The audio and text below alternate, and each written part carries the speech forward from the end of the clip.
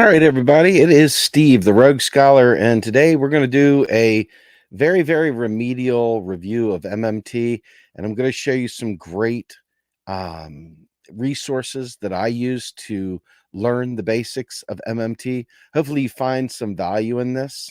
I've done this a bunch of different times over the course of years, many, many years, and I'm not gonna lie, I was shocked. I did a live stream, a late stream last night, and somebody who had seen me over at Status Coup was like, "I've never heard you actually tell us what MMT is." I sat back, I was like, "Wow, okay." 7 years later, nobody's heard it. So I figured, what the hell? I'll go ahead and talk about what MMT is, and I'm gonna keep it really light because we can convolute this thing an awful lot. We can make it, split hairs about a lot of little things that maybe as you get further into your journey, it'll matter. But right now, it's not all that big a deal. Okay. So, what we're going to do is we're going to describe what MMT is, or modern monetary theory is, and then we're going to describe some of the resources that you can use to learn more about it. All right. So, what is MMT? Modern monetary theory is a description of how federal finance or economics, macroeconomics, has worked in a free floating fiat currency, or more importantly, just simply a fiat currency.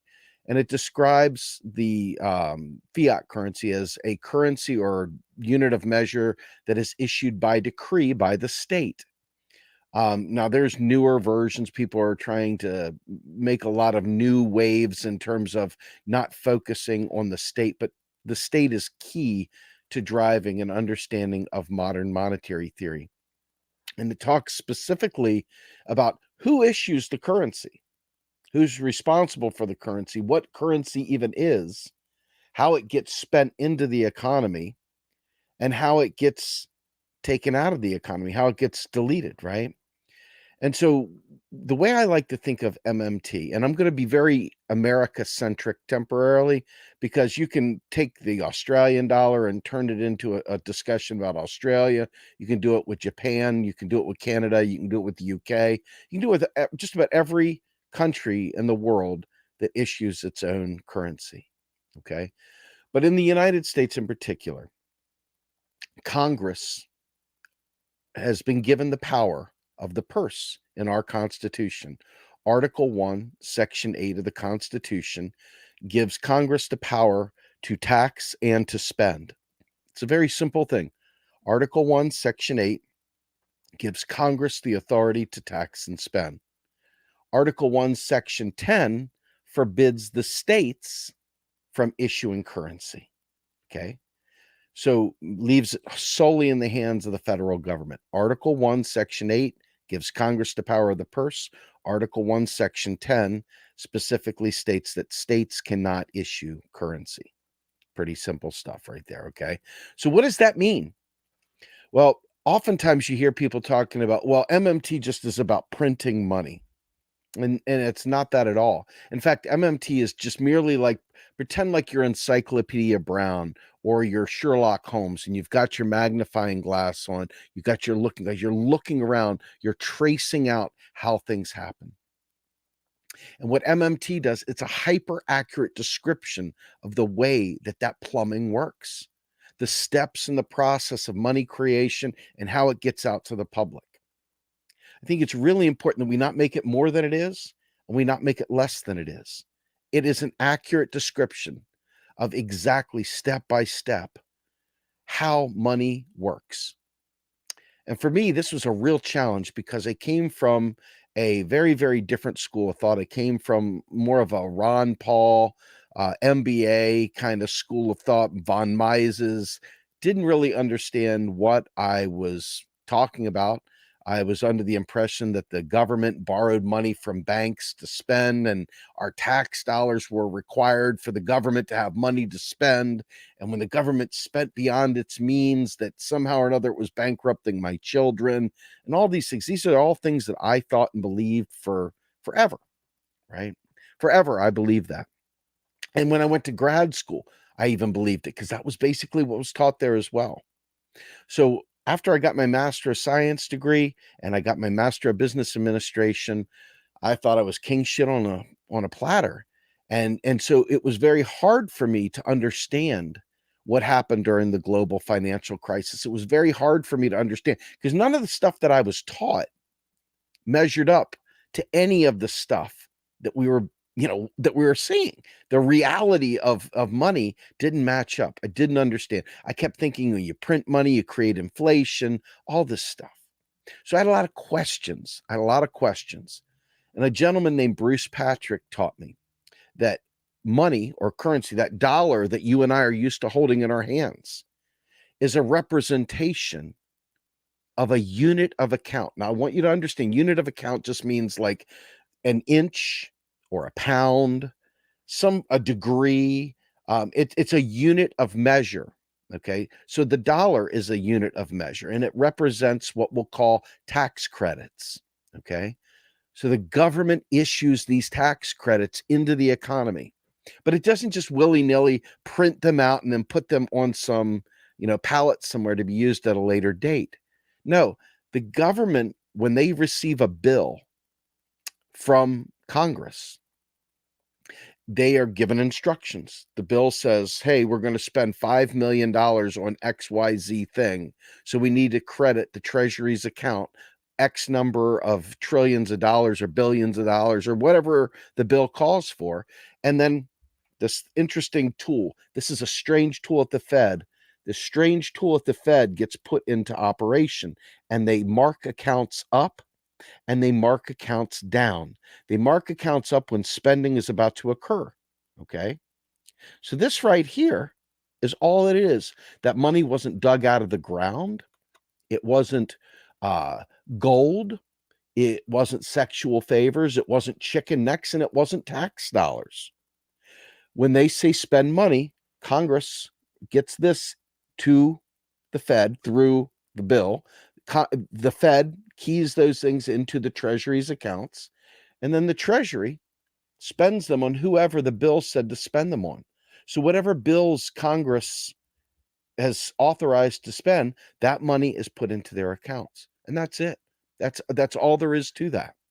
Now, the funny thing is this.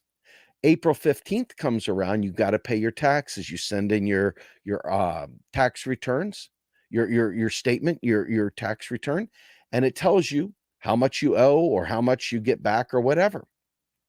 Let's just say you owe money. You send a check of US dollars, not Bitcoin, not gold bars, nothing else. It's got to be US dollars. And you send that back, and you know what they do with your tax dollar? You probably think, and this is a simplified version, you probably think that those tax dollars go into some bank account and just sit there and wait to be spent on another bill someday later, and that the government could run out of money. But that's not true. Okay. What happens when it's received by the IRS? It takes away reserves that were created in the banking system and deletes them. That money is functionally deleted. It's marked down in the account. There is no recycling of dollars. So think about this. Every time we pay federal taxes and that money is deleted, how do we get more money back into the economy? Well, it's a couple of ways. Either A, the federal government spends that money into existence on specific things. Again, it never just prints it and stacks it in a corner for a rainy day so the government has money. That's not how it works. The government always spends new money into existence, and that includes Social Security payments as well. That includes military payments. That includes foreign military aid. That includes any spending that Congress authorizes is spent with new money every single time. That's it. 100%, that's it. And every time you receives money back in tax, it deletes it every single time. Now, mind you, this is at the federal level. States operate differently, and we'll get to that in a minute. But at the federal government level, at the nation state level, at the state where they are the currency issuer, those taxes are functionally deleted. They're gone. They don't exist anymore. So if you think about this, Money is like a circuit in a sense. Money is spent into the economy, money is taxed out of the economy. So if you tax more out of the economy than you spend, you end up in surplus. Okay, this is what they call a government surplus.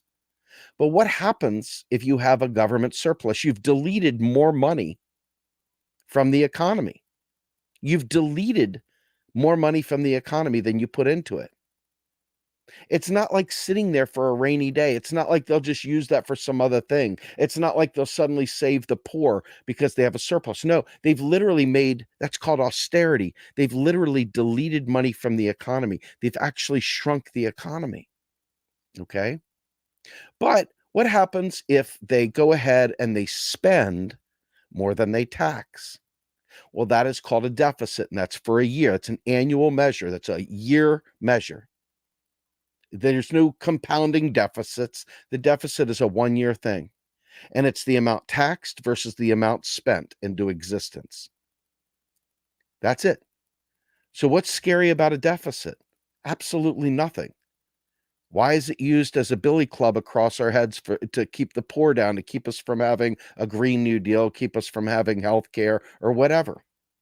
Because neoliberalism, which is the flavor of the day around the world, actually, demands privatization. It wants you and I to get money through different means. It does not want us getting services and money through the federal government. Why? Because it wants to provide that in the private sector. How do they do that? So I told you, spending money into the economy by the federal government was one way we get money into the economy. So imagine a bathtub. This is a bad analogy. I know some people have problems with it, but it works for me for the description here. You have a bathtub. You have money coming in from the federal government through one spigot. If they turn that spigot off because somebody's bragging about deficit reduction, no money coming in for there, money's got to come in from somewhere, right? Well, it's got two other places that it can come. It can come from exporting goods and services, so money coming in from outside the country, or primarily it can come from private banks, from bank loans, bank credit money. It's not the same thing as the federal government spending money into the economy. It's bank credit money. So when you think about this, you've got three ways of getting money in: bank credit, federal spending, or exports. That's it.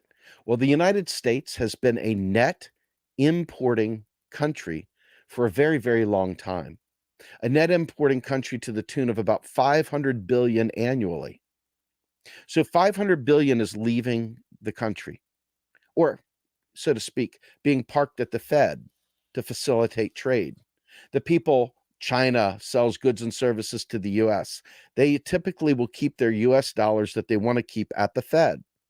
The rest of the money, they'll go out on the foreign exchange and swap it around for whatever currency they wish to save in.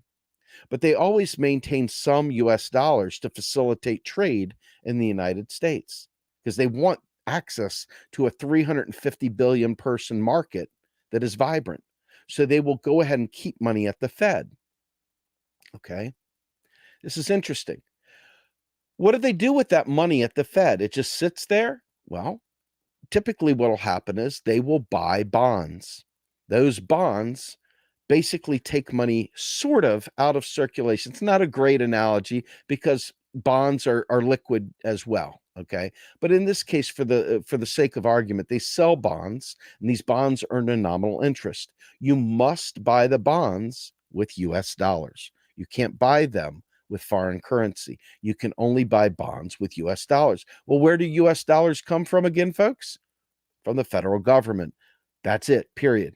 I know the Rothschild stories make you feel hot and spicy, but I'm here to tell you they come from your federal government. It's a unit of measure. That's it.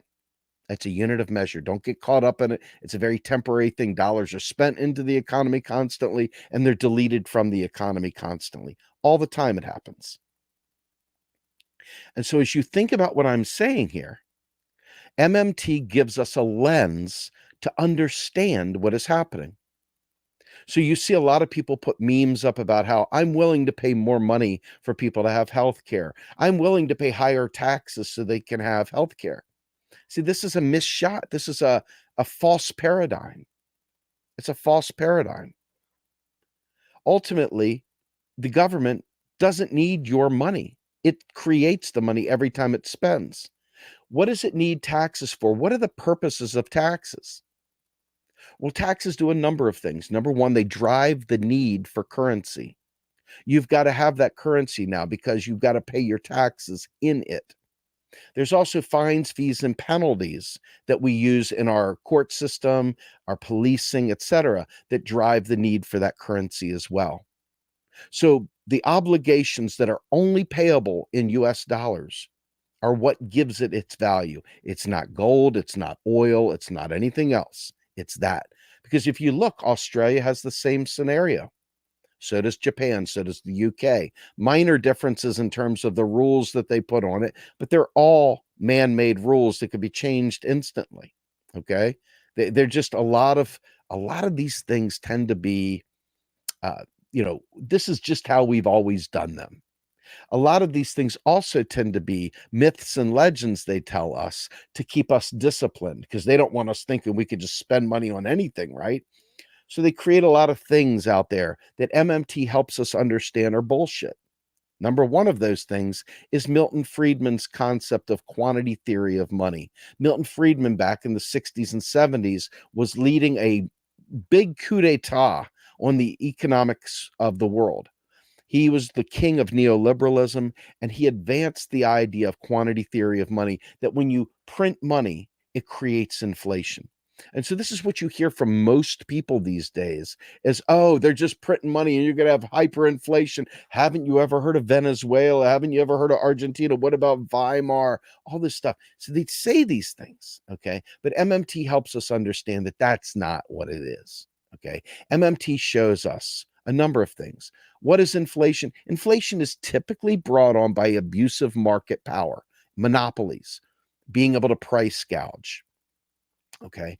Because as Warren Mosler would tell you, if you think this through logically, when the government spends money into the economy, it spends it somewhere first.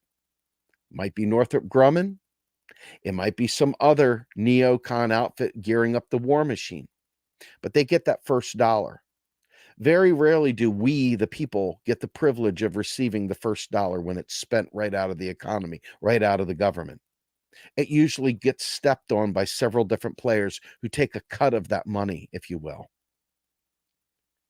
And so this kind of preferential treatment, it creates a scenario where you see the initial wholesale value, if you will, of the dollar is when the government spends it that first time.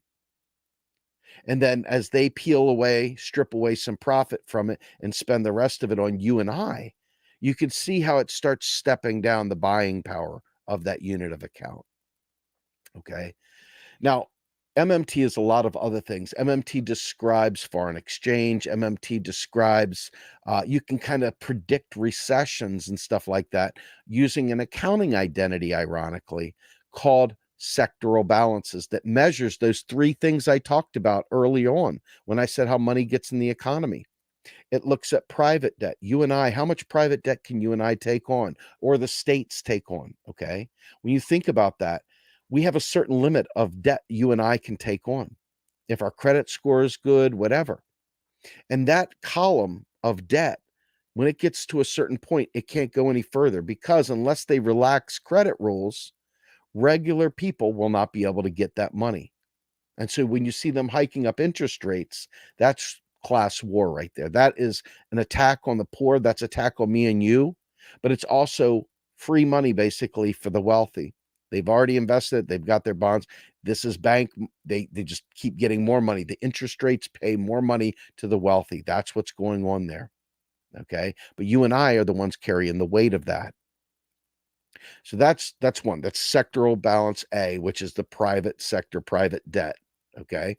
Then there's sector two, which would be public debt, which would be the state of the US economy, if you will, or the state of the Australian economy, government debt. Okay. And since governments never have to, well, shouldn't say this, government like the United States never has to take on foreign debt. We have our own currency. We are sovereign in energy. We're sovereign in food. We're sovereign in production. We're sovereign in just about everything. So our ability to issue debt is in our own currency. So it's not debt at all. We're paying ourselves basically. Okay. But then the last one is what we call rest of world. If you look at rest of world, this includes things like the balance of payments with, are we a net importer or are we a net exporter? That kind of thing. Okay. And so if you look at that, you look at the three things that you got a private debt, public debt, and rest of world. Rest of world, you can also include demand leakages like savings and offshoring and things like that. Things that take money effectively out of the economy, of the working economy. So when you look at that, you see that the government's spending in, and I think I actually have an image of this. I'm going to put it up here for you guys to see what I'm talking about. This right here is a sectoral balances look and feel. And you can see the top line up here is basically government spending. Domestic private sector is blue. And so everything in blue means that you and I, that's in our pocket. Hold on, sneezing. Woo, sorry about that. And you see these red lines. That right there is the government's sector. That's the government's sector. Okay. And it looks like the government is dead broke. It's got all this red ink. But if you'll notice, they're a mirror of each other. So why is that?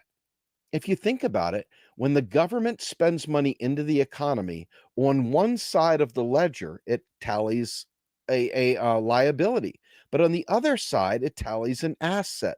We tend to only look at the government side. And so we see deficit here, this red ink, and we go, oh my God, scary numbers, big numbers, terrifying. But what we don't do is look at the other side of the ledger, which is the private sector's savings and the net assets, the net financial assets in the economy. And that's what the other side is. So it's mirrors. So if you were driving along a beautiful lake somewhere and you saw the moon shining on it, you might see a reflection on the lake of the tree line. And that tree line would be a mirror image of the trees. And that's kind of sectoral balances. It's like one person's spending is another person's income. And that's all this is. The federal government created these dollars out of thin air with a keystroke on a pad based on Article 1, Section 8 of the United States Constitution from a bill that was passed by Congress. Now, let's go another step further. If you see that private debt is through the roof and people can't make payments, and if you realize that in that other sector, that the federal government, or I shouldn't say the federal government, the United States or whatever country you're in that has a currency issuing government still, when you look at where you are with a balance of payments between you and foreign countries, basically your import export position, and you realize that you are literally a net importer. In other words, you're bringing in goods and services, but you're sending your money out to them. If you understand that, now all of a sudden you realize if the federal government, which is the third sector in that, doesn't spend money into the economy, okay, you can't put any more private debt, so you can't do what Bill Clinton did, which was build the economy on private debt. And you can't build the economy based on exports because we're a net importer. That means the only way money can come in is through the federal government spending. So when you hear people talking about, oh no, we're going into recession or something like that, right? If you think about that, it doesn't have to be that way. The federal government can do whatever it needs to do if Congress will pass those laws into being to spend that money into existence. There is no debt to our grandchildren. That's not how this works. Taxes literally are deleted. They don't pay for anything. So you're not passing on future deficits that have piled up. You're not putting that out there. And here's a great comment. I'm just going to put this up here real quick. This is from Mark Fabian.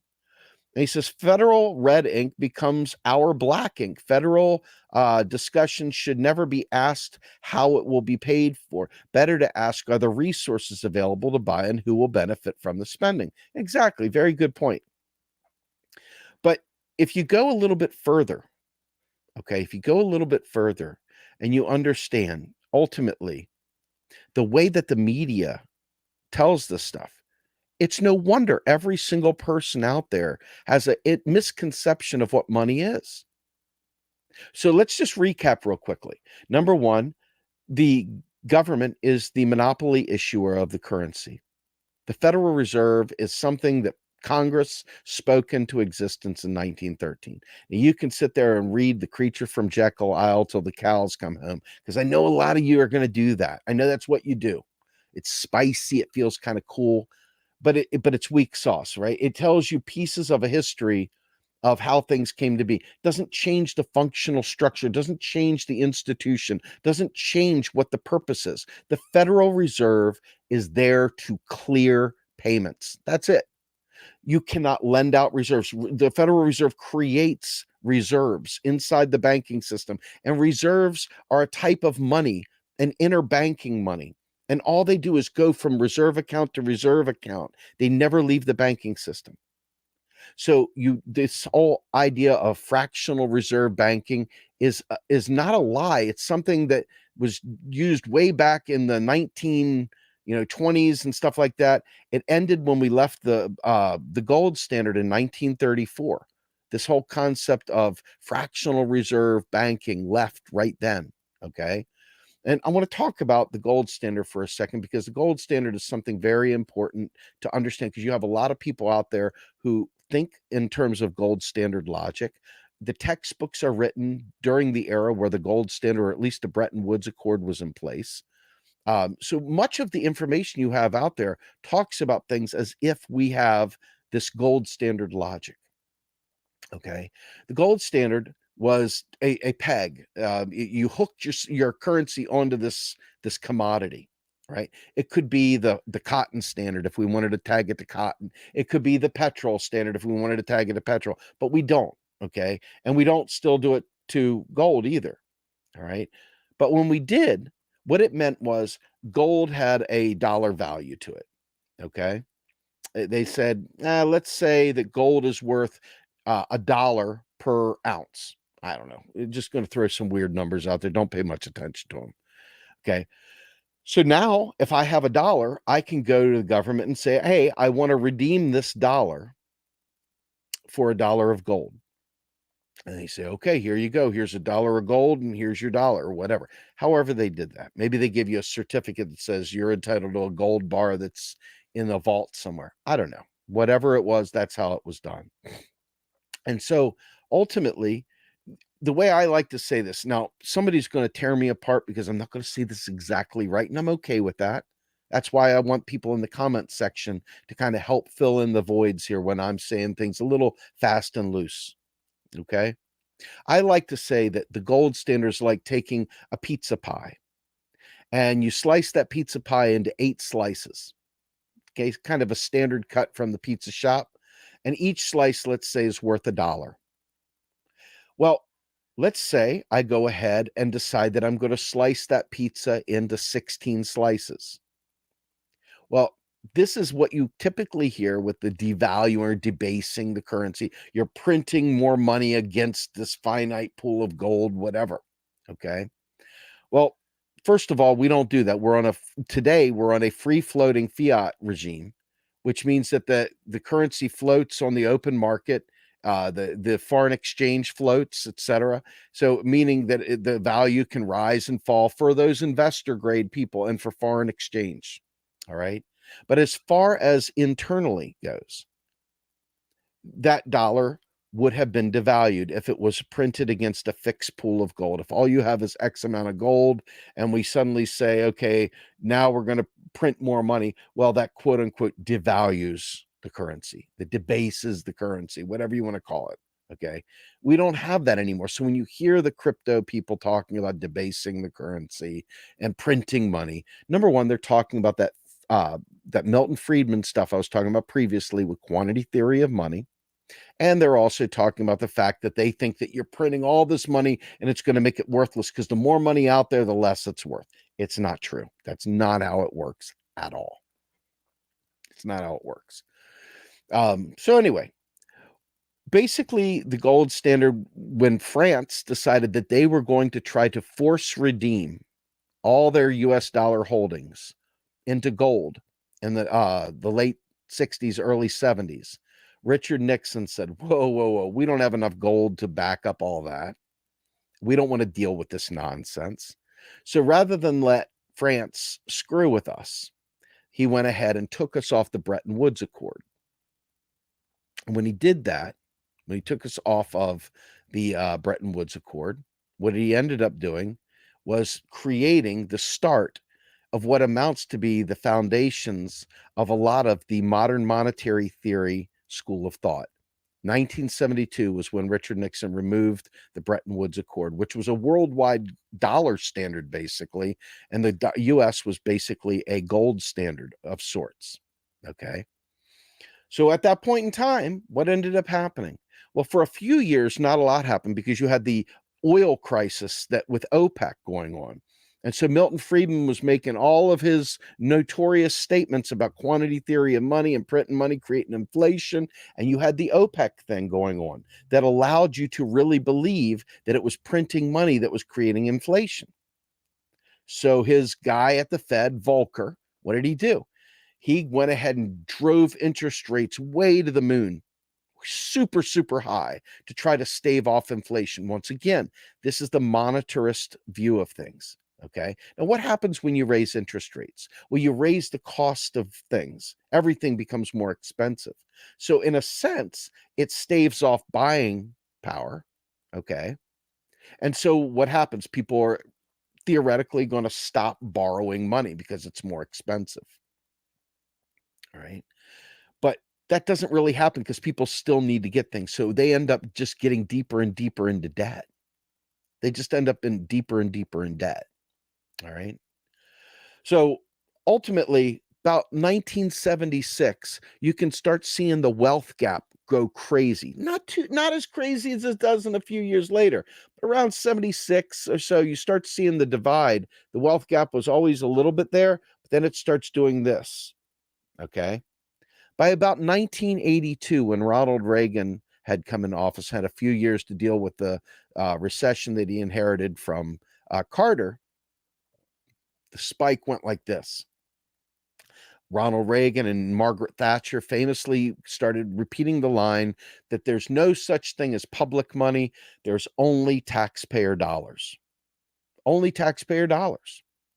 Well, if all you have is taxpayer dollars, then the people that are taxpayers naturally would not want to be stolen from, right? Their tax is theft, right? This is your libertarian mantra, tax is theft. Well, Reagan did a number on it, so did Margaret Thatcher. And you can see it today because many leftists, including people like Richard Wolff and others, repeat these lines ad nauseum. Ad nauseum. And so I want you to understand that this fundamental shift happened under Reagan at that point. Big fundamental shift happened in the 70s when Nixon took us off the gold standard. Another revolutionary behavior occurred when Reagan came in because they realized that deficits didn't matter. But you got to see it in neocon fashion. You got to see them using military Keynesianism. You got to see them dumping money into the military to fight the Cold War. Why does this matter? Because you didn't hear anything about inflation. You didn't hear anything about that. We have built-in forgetters that allow us to believe that somehow or another spending billions and billions and trillions on military endeavors, somehow or another, that money, when it's spent, that quantity of money doesn't create inflation. But the minute you bring up social spending, the inflation bugaboos come out. Okay. And you saw that happen during this pandemic. And that's what we're experiencing today. We're living through a period of time today where they knew that the government spent money on we the people. They also knew that you and many of your friends, including Richard Wolff, who has polluted more leftists than I will ever be able to count, with this false notion of taxpayer money, and ultimately destroyed our ability to have nice things. Because when they came out of it, now all of a sudden Biden is stuck trying to reduce the deficit because there's inflation. Well, that inflation came from a number of things, right? Because ultimately the money is just paper. It's just a representation. What really is valuable? It's the real resources. Having access to the real resource, having productive capacity for things that we want to purchase. Okay? Things that we need. And if they're not there, then it doesn't matter how much money you print, as they say, you can't get it. You could look at Weimar Germany. This is one of the favorite boogeymen, right? In Weimar, what'd you have? You had a horrible, brutal war. You had the Treaty of Versailles that was nothing but vengeance served up in an economic platform. And then ultimately you had a strike in the industrial sector in Germany, in Weimar. So you didn't have productive capacity, and you had incredibly heavy debts payable in French francs, a foreign currency that was not Germany's natural currency to spend. And France loves doing this, don't they? Historically, they do this stuff. So if you think about what I'm saying to you here, right? Weimar Germany had nothing to do with printing money. It had everything to do with a lack of available resources, crushing penalties from the Treaty of Versailles, and ultimately massive amounts of foreign denominated debt. Because one of the things that MMT teaches us is that a nation that issues its own currency can never go broke on debt denominated in its own currency. Think about it. Anything that is for sale in US dollars can be purchased with US dollars, whether or not you have faith in the dollar or not. Think about what I just said. So I want you to take a step back. Let's go down momentarily to Zimbabwe. Famous hyperinflation story, right? You always hear the guys and gals talking about, yeah, MMT thing just get us hyperinflation. Well, what happened in Zimbabwe? Let's talk about this for a minute. This is a great case study of not MMT, or maybe it is MMT. You'll understand why in a second. So Mugabe, who was the head of Zimbabwe at the time, took away all the land from the colonizers who were farmers, and they were good farmers, even though they were colonizers. And Zimbabwe was a food sovereign. They had plenty of food at the time. But when Mugabe took away the farms, the Brits who owned those farms torched them. They just said, fuck you, man, and torched them. So all of a sudden, the food was gone. And the new farmers had been warriors. They hadn't been farmers. So what did they do? They had hyperinflation because it didn't matter how much money you printed, you couldn't buy food that wasn't there. Their productive capacity was kaput. Right? Pretty interesting stuff there, right? And what do you hear about Venezuela? Let's go to Venezuela momentarily. Venezuela has a couple things really horribly bad going for it. Number one, of course, the top one is the U.S. involvement with the CIA, destabilizing and corruption, etc. That's number one. But let's get into other things. Number two, they are a crude producing nation. They are not a refinery. So they produce a lot of crude. Well, who else produces a lot of crude? Just about everybody. You got Russia, you've got Saudi Arabia, you got the US, you've got the OPEC nations as a whole that literally produce crude. And they have the power to drop the price of crude tremendously. And when they dropped the price of crude, that was how Venezuela Venezuela was able to pay their bills, was through their exports, through exporting crude. Well, they also had pegged their peso, or their currency, if you will, to the US dollar. So now the US dollar it's a peg. It's like tying it to gold. Well, they tied it to the US dollar. Now, once you tie yourself to the US dollar, you're at the mercy of that. You've got to have reserves, meaning you've got to have cash on hand US dollars on hand to handle any of those exchanges because you are backed against that. That's why Putin went out and got a whole shit ton of gold also, part of it anyway. Okay. You got to have those reserves. He has gold reserves. They had US dollar reserves. Okay. And when you get those reserves, you can be fucked with. The value of those things floating on the open market can really, really fuck a nation like Venezuela. Okay. So ultimately, they had a single export economy with lots of corruption and a peg to a foreign currency with foreign debt, foreign denominated debt, similar to Weimar. You have a situation like that, you're going to end up with hyperinflation. You are. You could see it with the Confederacy too, ironically, in the United States during the Civil War. The Confederacy could not enforce a tax. They had this whole voluntary thing. Way to go, libertarians. You cost yourselves a war, right? And so what did they do? They had hyperinflation in the South. The Confederacy went belly up and therefore lost what would have been a close war. Thank God for so many reasons. Okay. But regardless, the point is that the tax, the obligation to pay a tax is what is a core MMT principle. Now, it doesn't have to be a tax. Think about this. Fines, fees, and penalties and other things like that that are denominated in US dollars and have to be paid in US dollars serve as a driver, a need for that currency as well. So let's take a moment to think about what I've said. The United States government can buy anything it needs, from healthcare to green energy to bombs, to eradicating student debt, you name it. Anything that is for sale in US dollars, it can purchase in US dollars.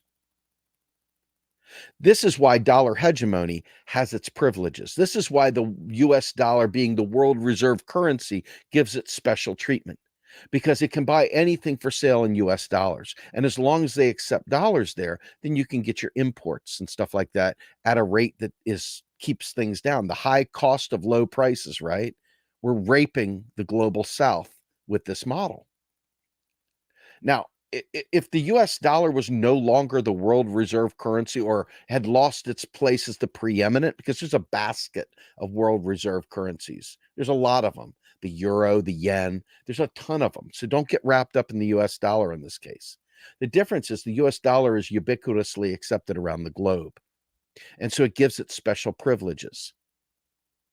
Okay, special privileges as it pertains to trade. But if they cut that off, if that changed, what might happen? Well, you'd see manufacturing come home. That's not necessarily good or bad, okay? Because as Warren Mosler would tell you, exports are a cost, imports are a benefit. Why is that? Because you're trading pieces of paper for real goods and services. So this is the accounting truths. However, during this pandemic, what did we learn? I give you an accounting truth that's real. That's a real truth. But let me give you a supply chain truth. When you manufacture things around the world instead of at home, and you have a pandemic, and you have breaks in your supply chain, you've found a weakness. You've found an area of your economy that could suffer mightily. So if you consider what I'm saying here, yes, exports are a cost. Imports are a net benefit. But it brings to mind something else too. When you produce goods and services in your own backyard, what do you do with the waste? What do you do with the trash? What do you do with the pollution that you create? So all of a sudden, now you've got a new set of things you've got to consider. So ultimately, you look at Social Security. We're going to go to that right now. I'm going to jump to it because I'm running out of time. I wish I had hours to spend. I could do this over and over, and I love doing this. It's super important. But you look at something like Social Security. Social Security is what we call a numeraire, basically. You've got this representation on that piece of paper that you get every year that says how much you paid into Social Security. Yep, I paid 5,000 last year into Social Security. Oh, I made this much in Social Security. And so what they did was when they wrote the Social Security law, they wrote it in that this trust fund had authority, payment authority. Okay. But it doesn't actually have anything to do with whether or not the fund is actually funding it. Okay. United States government funds every dollar of Social Security. So the idea of raising FICA taxes up to make you pay so Social Security doesn't go broke is a joke. We could literally change the law, get rid of this whole trust fund thing, and literally spend that money right into existence like we do anyway, without the cap. But because we created this trust fund, and the reason why we did it was because FDR figured that if you believed that you were paying into it, if you believed you had skin in the game, that somehow or another it wouldn't go away. So he, on one hand, used this great political tool to try and help. On the back hand, it later became an albatross because now we can't shake the idea. We can't make people realize that the Republicans did not raid the Social Security Trust Fund. It's a spreadsheet. It's little more than a spreadsheet with a piece of paper that says you have authority to validate payments to whatever.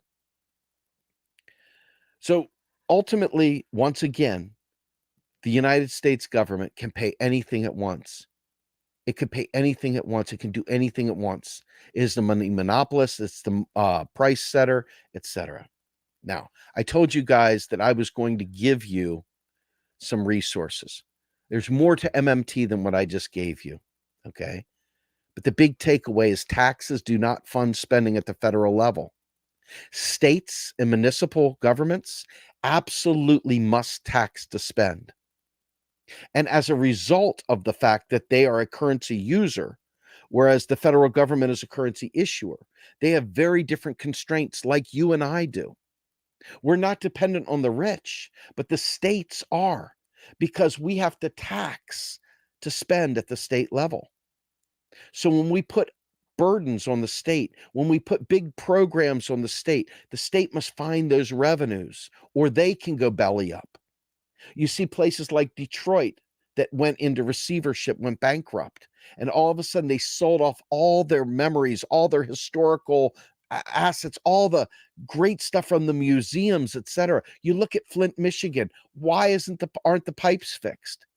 Well, because once again, Flint is not a currency issuer, it's a currency user.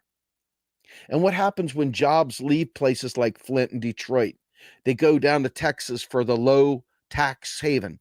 The race to the bottom begins with each state cutting taxes lower and lower. And what happens when a state that has to have taxes to pay for programs cuts taxes? Well, those programs get cut too, right? This is the problem with your state-based approaches to healthcare. This is the reason why people that are pushing that are naive at best. I think, quite frankly, that they're on somebody's payroll, which is why they're pushing this. But I can't prove that, so I'll take that back. Redact that, right? They're very naive. And unfortunately, they've got help. There's people out there that know better, that won't do better, that are fueling their ideas and pushing this forward. And it's a shame because it's killing us. But you think about this. We have a lot of resources out there, and I'm going to share them with you right now, some of them anyway. So forgive me because some of these things, it's going to be tough to get them all in, but I'm going to give it a shot. So I'll put these links inside the description of the video to help you. So here we go. Let me see if I can get us some good stuff.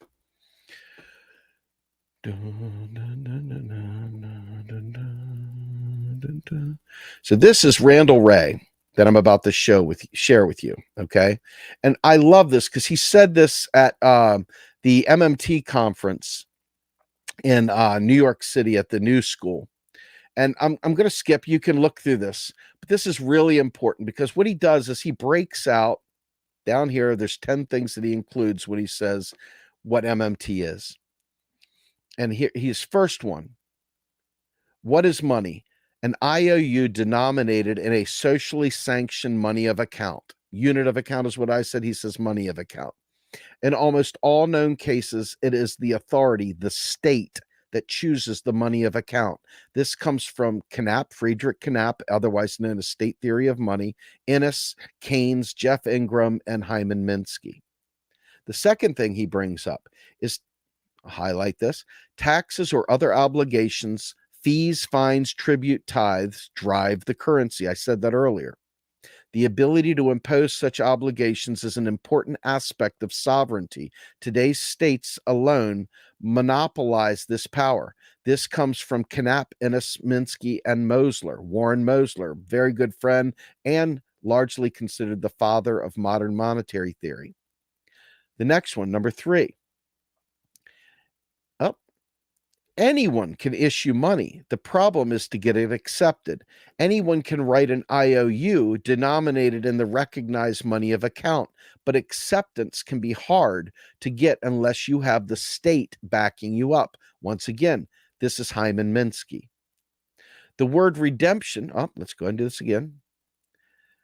The word redemption is used in 2 ways: accepting your own IOUs in payment and promising to convert your IOUs to something else, such as gold, foreign currency, or the state's IOUs.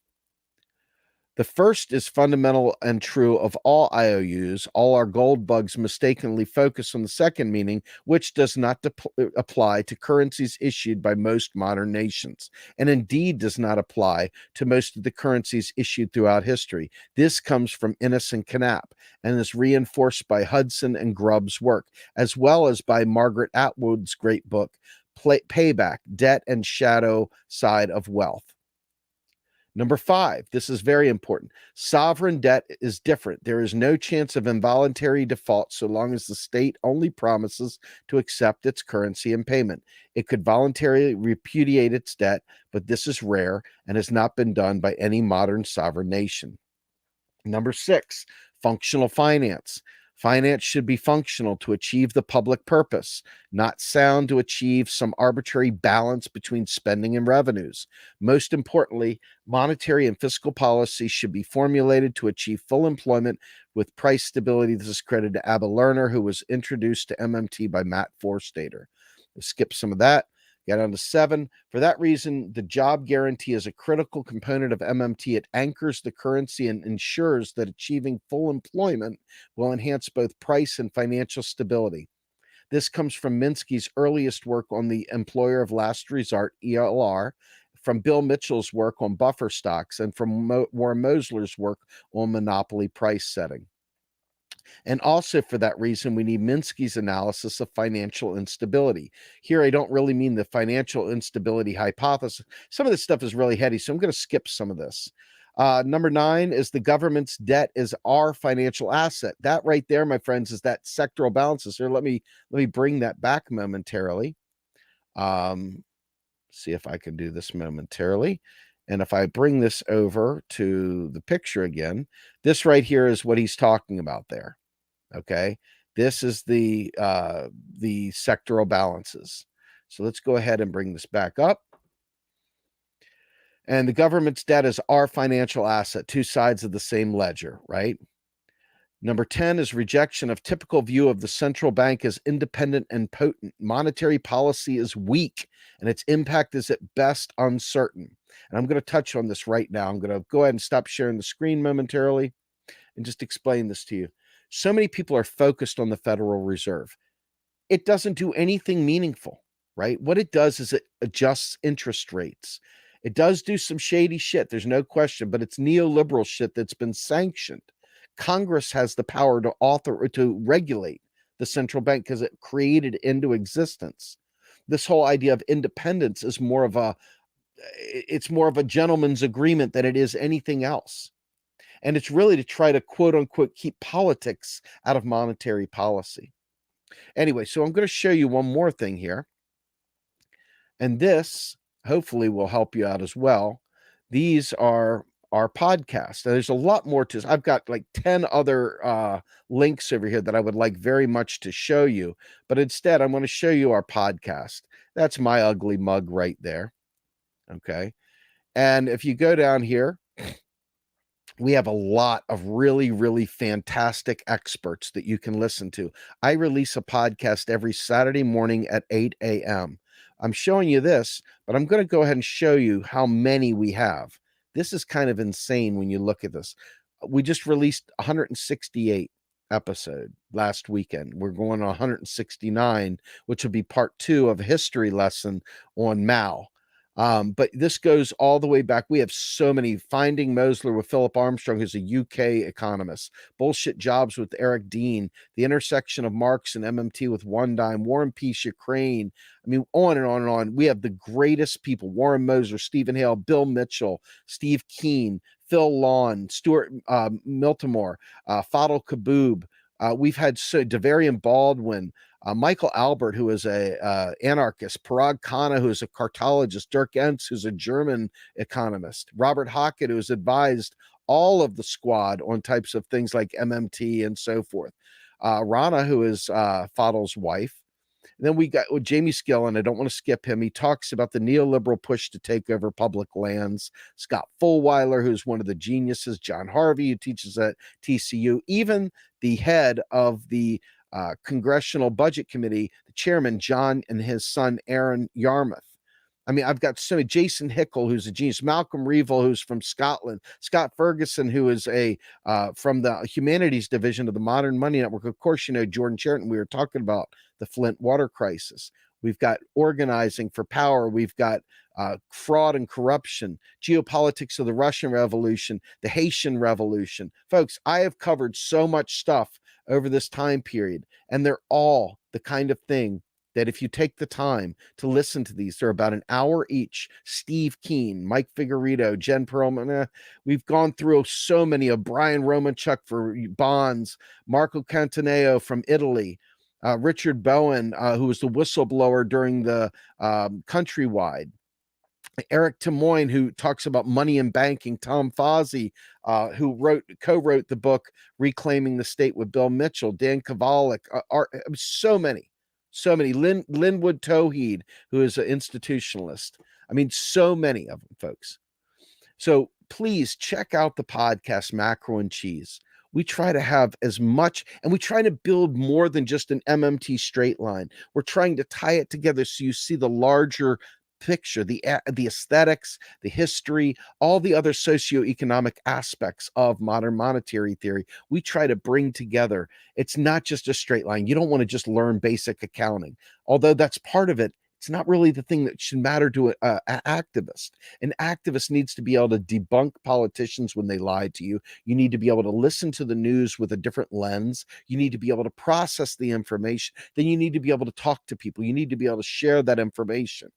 I'm hoping that's what these podcasts do. I'm hoping that's what these Rogue Scholar things do. And with that, I have to bid you adieu and get my butt back to work. So with that, folks, please become a monthly donor. Please check out our work. Please check out our website, realprogressives.org. Please check out all the other links and stuff on our webpage. It's amazing. We've invested thousands of dollars, thousands of human hours in trying to make these things perfect. I'm going to give a big shout out to our top donor, Catherine Klass, who once again, D. Nord, who went ahead and gave us a nice super chat. We have so many people that I want to thank. We are a nonprofit, so your donations to Real Progressives are a 501c3, so that means they're tax deductible. Your donations to Real Progress and Action, which is a PAC, basically, it's really like our revolution, okay? Although it's very, very, very anemic right now. We need your help to build chapters, folks. We need your help. Okay, but that's a 501c4. So we got a 501c3 to teach. We got a 501c4 to organize. And with that, I'm Steve Grumbine, and I am going to be out of here, folks. Out of here like you wouldn't believe. And 3, 2, 1.